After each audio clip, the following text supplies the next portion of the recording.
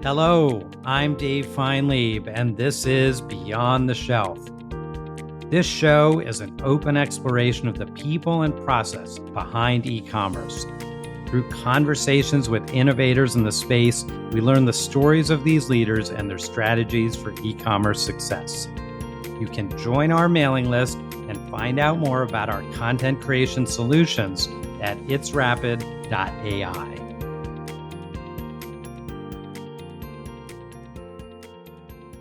My guest on today's show is Jared Taitel, Director of E-commerce Marketing, Merchandising, and Design at PepsiCo. Jared leads PepsiCo's e-com merchandising and design teams, enhancing the presence and search optimization of PepsiCo's product portfolio and digital content across Amazon, Walmart, other key online retailers, as well as direct-to-consumer sites. At PepsiCo, Jared built an internal agency to deliver superb ad campaigns, social, email, site creative, and photography in an incredibly fast-moving environment. Prior to PepsiCo, Jared was manager of direct-to-consumer e-commerce operations at Sony. At It's Rapid, we've been working closely with Jared and his team, as well as with the broader retailer teams at PepsiCo, to help accelerate and scale the content creation process. In our conversation, we explore how we started working together, content challenges and opportunities, and where Jared sees things headed when it comes to retail media, product content, and more. Please enjoy my conversation with Jared Taitel. Jared, so great to see you. It's great to see you too, Dave. Thanks for inviting me to be on this podcast. Excited for our conversation today. Well, I've been looking forward to this one, and I thought a great place to start would be as if you would take us back and tell us how you got your start in the space. Sure. Gosh, let's start at the very beginning. A very good place to start, as they say. So I had, I guess, no intentions originally to go into digital or technology or what have you. We're talking 2 decades or so ago at this point. I wanted to be a professional musician. And this is when I was a teenager, and I got the whole spiel from my father. Well, no, son of mine's going to be a musician, et cetera, et cetera. You're going to go into business.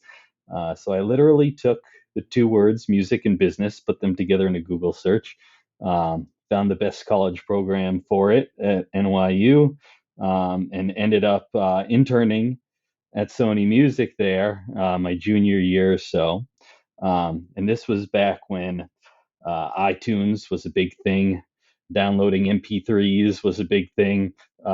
Peer-to-peer downloading was an even bigger thing, acquiring music illegally and whatnot.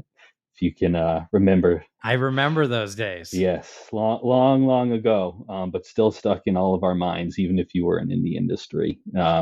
People were engaged somehow, whether they were downloading themselves or just enthralled in media reports or what have you, like Napster and what have you.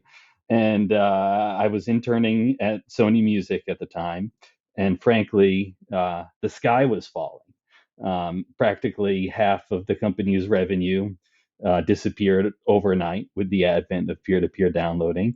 And it certainly wasn't unique to Sony Music. I think every major media company at the time was similarly impacted.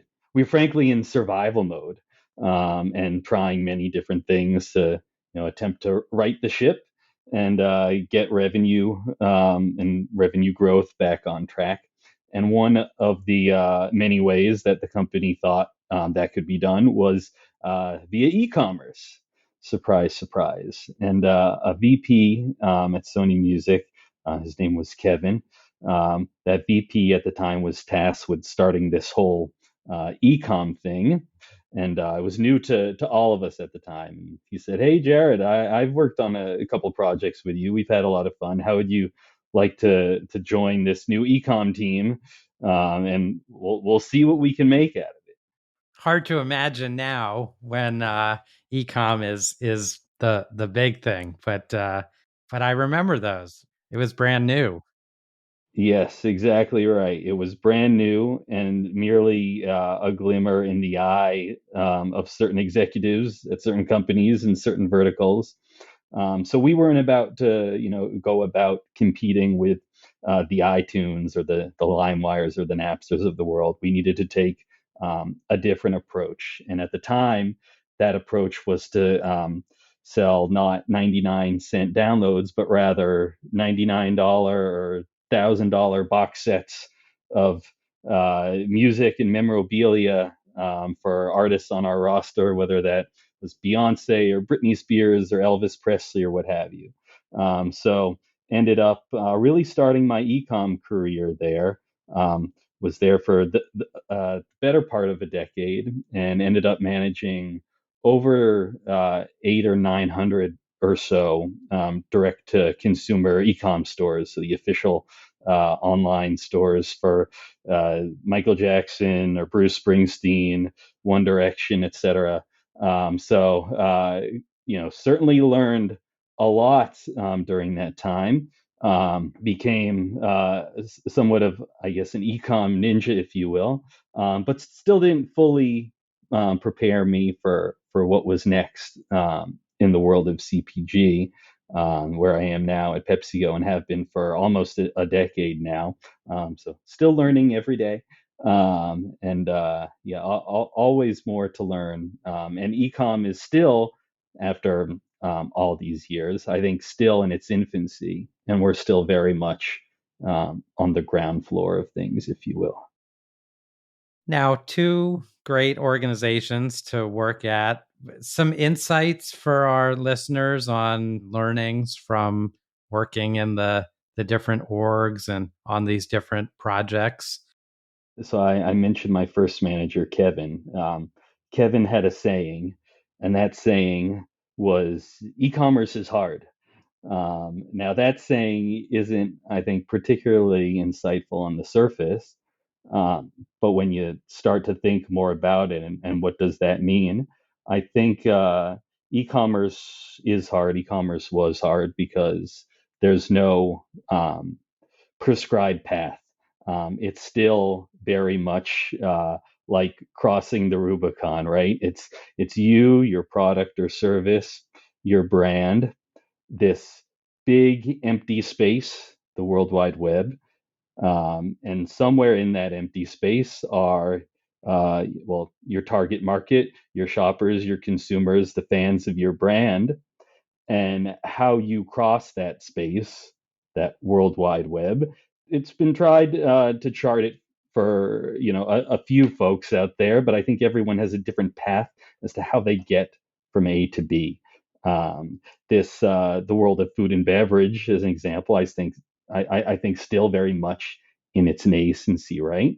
And how we reach shoppers, how we connect with consumers, how we bring our brands to life is still very much in the formative years. Yes, it's hard, but the same things that make e-commerce hard are the things that make e-commerce exciting, because we as brands, as marketers, get to form that future for ourselves, for the fans of our brands, every single day.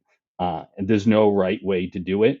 I suppose you could say there's a wrong way to do it, but we find the wrong ways by doing. Experimenting and trying it out. Exactly. So on those challenging days, we're looking at our rankings or content or whatever it is. E-commerce is hard. I like that. A little something to put things in context, but also exciting. To your point, lots of really interesting things to work on. So speaking of that, things you're working on, you're now heading up marketing and merchandising for ecom at PepsiCo.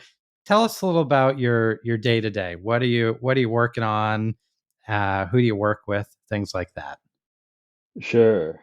So I lead the merchandising and design teams within our ecom marketing org here at PepsiCo. Um, Predominantly focused on the U.S. We have other groups around the world who work on their own home markets.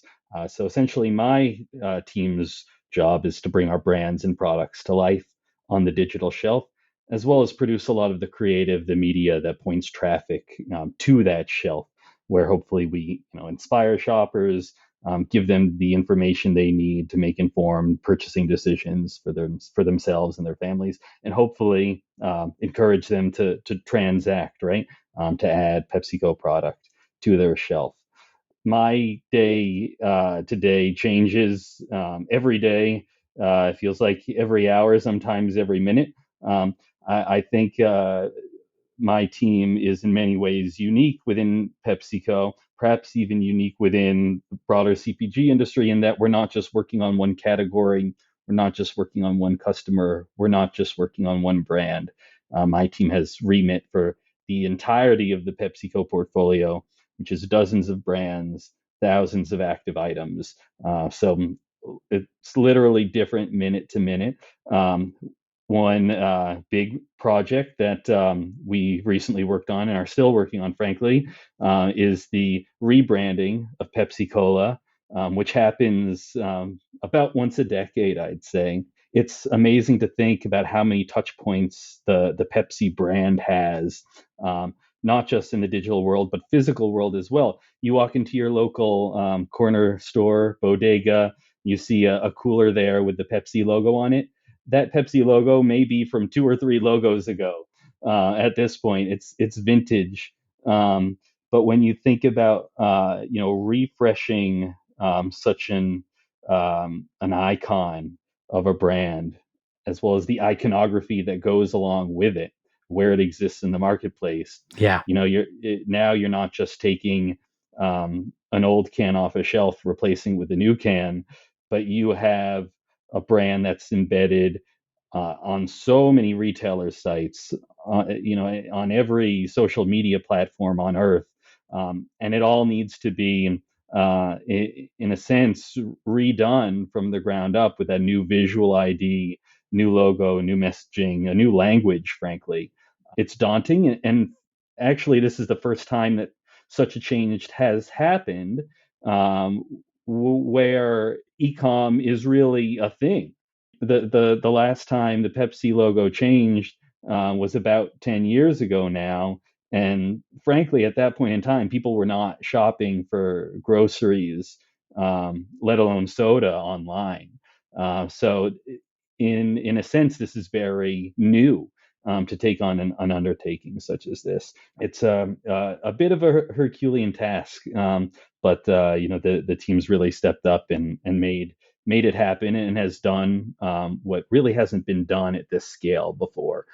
So a lot of work, a lot of people involved, a lot of moving pieces, but it's a tremendous challenge, and it's really an exciting one. Speaking of this scale, opportunity, challenge, and opportunity, this is something you really brought to my attention a couple of years ago when we were talking about opportunities to work together. This idea of the iconography, but the products, the content, all these pieces on all these different channels.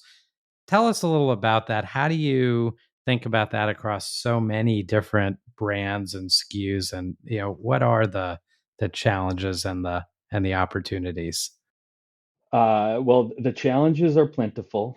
Yeah. As I mentioned, there's thousands of products. So think 1 to 4,000 product detail pages for a traditional customer. There's more than a dozen customers at this point across which the team works. So we're talking tens and tens of thousands of URLs that, frankly, a pretty small team is managing. There's no way to do that without technology. That technology either needs to somehow slow down the clock. We haven't cracked that code yet, or it needs to enable us to do more with the limited resources that we do have. So that being the case, we're doing a tremendous amount now with web scraping and content health reporting and creative automation. I'm sure we'll get into a bit of all these topics later on.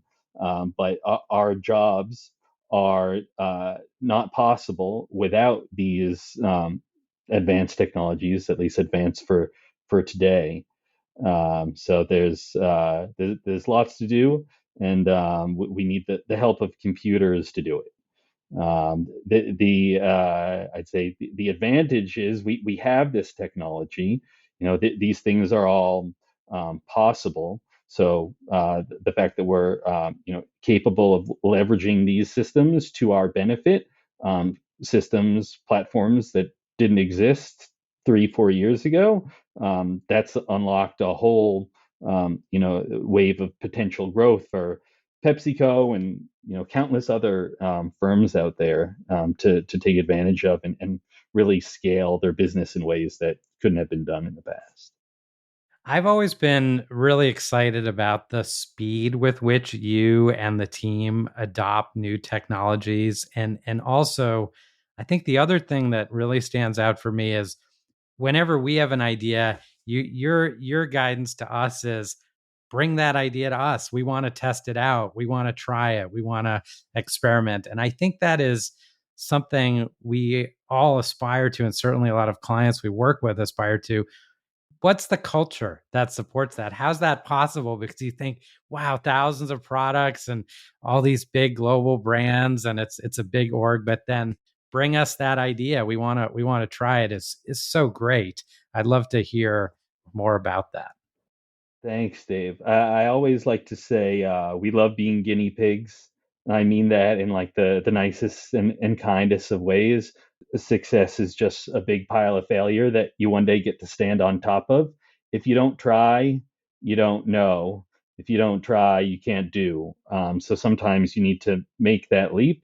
Not everything's going to work, but if you can fail fast, fail inexpensively, it lets you iterate in a way that others may frankly be fearful to do. So in that way, you can be scrappy, you can try things that others may not dare to do. And in doing so, something may stick, right? You may get lucky. You may unlock a new capability that benefits not just you, but your customers, your retailers, the fans of your brand, to be able to engage with you in ways that weren't thought possible before. But at the end of the day, you're right. Like it is ingrained in culture at PepsiCo. One of our core values here is act like an owner. So acting like an owner often requires taking risk, right? Measured, calculated risk that we can later gauge the success of or lack thereof, adjust and move forward. But everyone here, not just me, is encouraged to take that risk, regardless of what level you may be at. Yeah, you could be the CEO, you could be an intern. You're asked to engage in a way where you can act like an owner and where you can voice your opinion fearlessly. And we bring all the ideas to the table. Sometimes those ideas come from vendors of PepsiCo, right, outside of the company. You and I were always bouncing ideas for new projects off of one another, and we're both better for it. All of those, take place within the confines of, contractual agreements or NDAs or whatever is required as like guardrails for those conversations. But once you have that playing field in place, I think everyone can benefit through the sharing of ideas and mutual collaboration. Well, I love it. It is such a great collaboration. On that note, I would love to spend a few minutes talking about some of the work that we're doing together with you, how the challenges came about, or the opportunity set, I think. So this was, I think, a number of years ago at this point, like really right before COVID began to change the world. I came to you with, I guess, a problem. And in some ways, maybe I was venting. In other ways, I think there was some like constructive whiteboarding and what have you going on. But frankly, we were talking a bit about this too before, right? We live in a world where resources are constrained, but we're all tasked with driving growth, even in that world of constrained resources. So an example of which, and this is the example that I came to you first, is that we being our design team within our marketing org, was being inundated with dozens and dozens of creative briefs for quick turn projects for, in this case, it was Kroger.com and our various media campaigns there. Each of these campaigns required really ground up key visual development, rounds and rounds of revisions, uh, and a quick turn. So when you have all of these things that are required at once, especially with a small team, it starts to feel a bit of a wall to climb, and maybe one that you won't be able to throw a leg over. Right, right. And you could satisfy some of those requirements, but hard to do all at the same time. Exactly. So, we came to you with the idea of, hey, we have this sort of creative language that we're working with. We've begun to put guardrails around this particular media type, but we're not moving as fast as we'd like. We know we can do more with the resources we have, and think that because there's so many of these campaigns, they require so much human attention, but are still so repetitive. Perhaps there's a way that we can automate some of the work that we're doing to produce these creative campaign assets for Kroger. And out of that need, that discussion, that whiteboarding session, I think that may have helped plant the seeds of what became It's Rapid. Yeah. It And definitely did. Definitely. and from that, I think we've all grown. We as PepsiCo have been able to, with this technology that's come about now, um, do more with the resources we have, produce creative at scale that we otherwise would be spending hours, if not days, in Photoshop trying to produce ourselves manually. And really, now we can fulfill the creative demands of our customers, of our consumers, and we've been able to go from running dozens of these Kroger campaigns each year to now hundreds, because of the processes, the platforms, the technology that we now have in place. So that's really been a huge enabler and transformer, frankly, of our business, and what we can do in the time we have. Sometimes when people hear these words creative and automation together, there's maybe a question mark there, which is how do I be creative, but I'm going to also automate that. And I still want to maintain the brand authenticity, the brand integrity, and the creativity, but I need to scale. How do you think about those two pieces and how they work together? So creative automation requires guardrails, uh, but it also needs enough headroom that a designer or a marketer can make that creative their own. And whether it's for their own purposes, for the creative or thematic needs of a particular campaign or customer, it gives us the optionality to customize while keeping those guardrails, the requirements set, whether that's of a brand or of a retailer, in place, to give us a framework in which we can produce at scale. So maybe we have specifications that define a particular aspect ratio, pixel size, font size, or placement for a specific ad unit and the elements therein.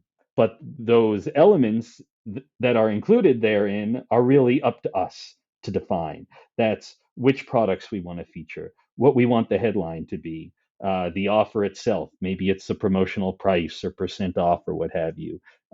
Things like background, which can add additional context, whether that's promotional, seasonal, or otherwise. So I think it's where, to summarize, I think it's where guardrails meet optionality, in a way that conforms to specified requirements of a brand or a customer, but also give us the creative freedom to get a particular message across, to portray a particular theme that helps further the goal of a specific campaign. I hope that's specific enough without being too nebulous, but want it to be applicable to folks who may be listening who perhaps aren't in food and beverage, as an example, and wondering how this could apply to their own work. The other area that we've kind of explored ads and scaling that. And more recently, we've also looked at mobile ready hero images, which are lend themselves well to this scalable approach. Would you talk about the challenge there, and what we've been trying to do in terms of scaling the some of the visuals there? For sure. So mobile ready hero images are a somewhat new concept within the world of CPG. They essentially stem from the fact that most people today are shopping on a mobile device, right? They aren't necessarily viewing an e-commerce destination on their desktop. We're shopping on the go. We're building our grocery list in our car while we're waiting for our kids to get out of school, whatever the case may be. And while people are shopping on those smaller screen sizes, those same screen sizes also often make it more difficult to discern what we're shopping for, whether that's a particular size of an item or a particular size and flavor. These things often become obfuscated while they exist in traditional retail packaging when looking at an image that's scaled down to such a degree. So, what we're trying to achieve through these quote unquote mobile optimized hero images, basically an image that's still representative of the actual item that a shopper is going to receive, but makes critical information about that item more legible on smaller screen sizes. So I can more clearly see what the brand is, what the flavor is, what the size, quantity, count is for a particular item.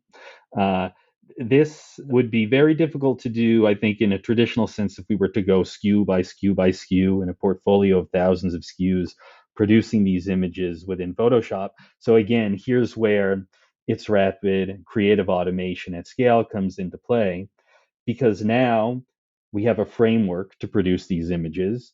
We can load the tool with the images that we want to impact, and by creating the schema in which these images can be produced, we can feed in other attributes, flavor, size, quantity, etc., and have the computer do a lot of the work that we'd otherwise be painstakingly doing in Photoshop.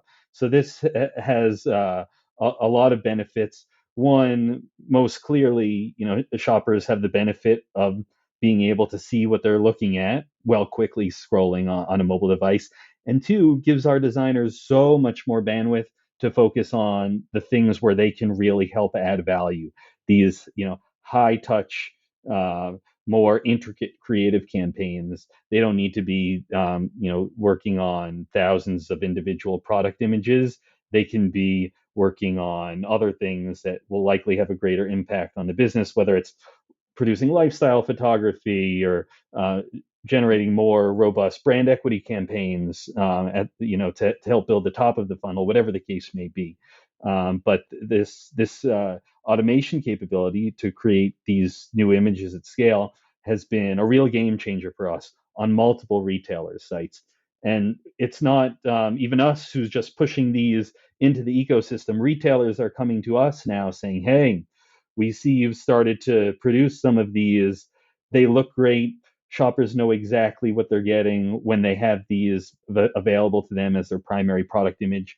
How can we do more of this? How can we convince other manufacturers, other vendors of ours to do the same? Because what you're doing is working. We see it in the analytics. We see it in the sales results. We see it in conversion rates. Like, let's go faster. Let's do more. And going faster and doing more with constrained resources often requires that automation. So it's really been a great meeting of minds and capabilities here that I think is helping accelerate the industry at large.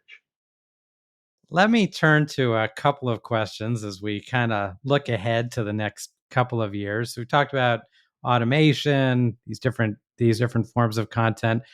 Where do you see some of these capabilities that we've been exploring together, and AI, things like that? You've got online, you've got in store. Where are things headed, and what are some areas you're focused on looking on the roadmap? That's a great question. So AI, generative AI in particular, a hugely hot topic. I'd say something that I'm very enthused about, very interested in doing something with. My team is as well. I think how we can engage in this space is perhaps a bit prickly at times. Frankly, we create products that people um, put in their bodies, right? So we want to be really sensitive about uh, what we're saying, how we're saying it, making sure that everything is exactly reflective of packaging and any regulatory requirements which may exist. So I think food and beverage at large may have a bit more work to do to engage in some of these more modern, these newer technologies. There's a bit of trepidation from everyone, right? If we use these capabilities, who owns it? Who's liable if something goes wrong? All of this. So I think first and foremost, we need the framework around how best to use these in ways that are appropriate for both businesses as well as consumers. That said, I think the potential of these technologies to further accelerate what we're doing through automation, because automation is really just one core component of AI, frankly, right? So if we get automation right, I think then we can uh, start to tap into how does AI enable us to accelerate these automation efforts, creative and otherwise, even more so. If I knew how this was going to change the world, I'd be a futurist. I'm not necessarily that. So I think there's fortunes to be made for those who can see through that fog. But right now, it's a shiny object. It's a curiosity. But I think you and I both, and everyone listening, can likely see it becoming more than that in the future. So I'm excited to see how that unfolds. I want PepsiCo to be a part of that future, and I want us to have a voice in it. I think it's just so early right now that it's to be seen. TBD. Yeah. One other area before we wrap up, we spent some time talking about digital and e-com. In stores is a big part of the equation as well. How are you seeing some of the technologies and approaches? And I think, how is your team more broadly thinking about omni and bringing together the various parts of the shopper experience? Sure. Well, from a creative perspective, from a promotional perspective, we want anything that's happening in store to reflect online, right? When it comes to either brand equity programs or maybe it's a particular like sale pricing that is going on at a brick and mortar location for a retailer who also has an online presence. In the same way that we as digital marketers think about bounce rate, right? Like clicking through a marketing email onto a landing page. You want that language, you want that creative, you want that look, feel, and general experience to thread the needle from point A to point B. We need to think about the same sorts of things as it relates to omni-channel because people aren't just shopping at their desk in front of their desktop. They're not just shopping in the aisles of a store. Um, they're on their phone while they're in front of their computer. They're on their phone while they're standing in the aisle of a store. They're interacting with brands and retailers and numerous other touch points, whether it's on social media or review sites or what have you, trying to find the best deal, the right product, whatever is going to meet their needs. And that's never going to happen just in one modality, in one plane, on one device. So, yes, my team works largely in the digital space, but we're constantly in touch with our counterparts who are focused primarily on brick and mortar, making sure we're echoing those same promotions, pricing, anything that could be thematic. Uh, that ecosystem needs to remain cohesive to lower that bounce rate. We need to thread the needle and make sure that what shoppers see online reflects offline and vice versa. There's really no separation at this point in time. The world is too small and we're all too connected to think otherwise, I think. What a great I love that. That's a great, I think, way to wrap our conversation. And also I wanted to just shout out to the team who are incredible to work with, amazingly collaborative, and you get so much done with the limited resources and the agile nature of the team. It's amazing to see it and be part of it. Thanks, Dave. We couldn't do it without it's rapid and the technology that's available to us. It's been a fantastic partnership, and looking forward to seeing how we continue to grow together into the future to make ecom less hard, right?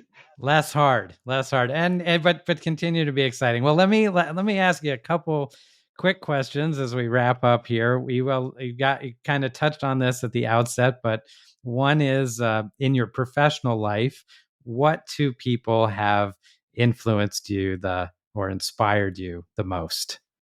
I'm going to give two, I guess, cop out answers. One is my father, who persuaded me to take a tack that was different than going into music as a profession. But he was in software for many years. Actually, just retired last week. So kind of a model for me, I guess, from a career arc, given that he was so involved in both tech as well as teaching later in life. I think being a people leader, whether or not you're an actual professor, requires educating others, right? Educating people who are in your organization, educating shoppers as it relates to your product, its use cases, its benefits, educating your customers as to why your offering best fills their consumers' needs if they're a retailer. So that I think is wildly important too. Just being there for family, right? Like we talk each and every day as professionals, but we also ask how are your kids doing. All of this, you can't be successful at work if you're not successful at home. These things really rely on each other, and my father definitely taught me the importance of that.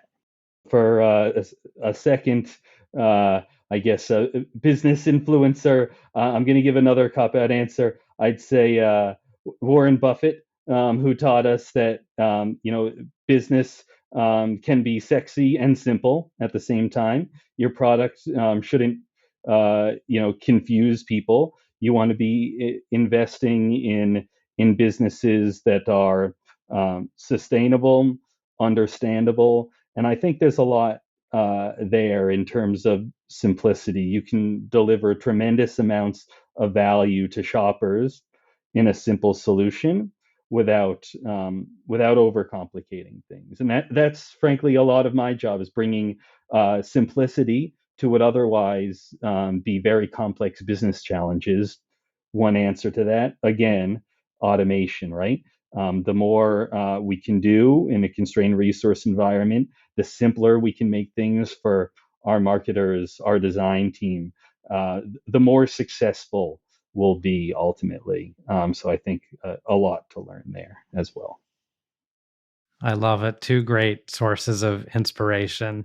And one other question for you. You spend time at work, of course, and with the team, but hobbies out and interests outside of work?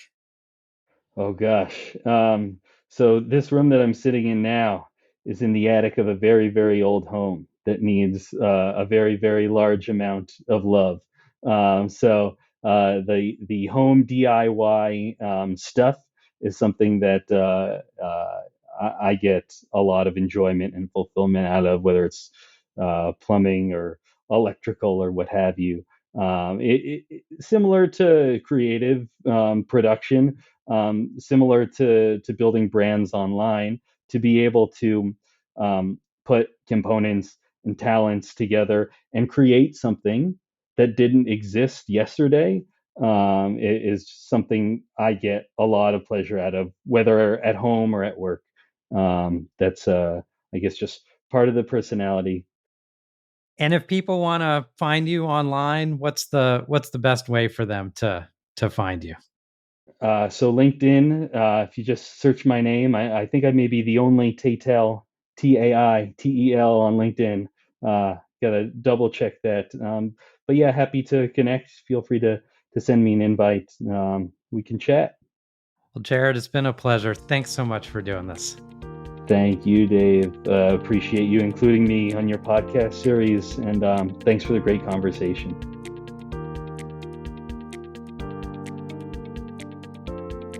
Thanks for listening to the show.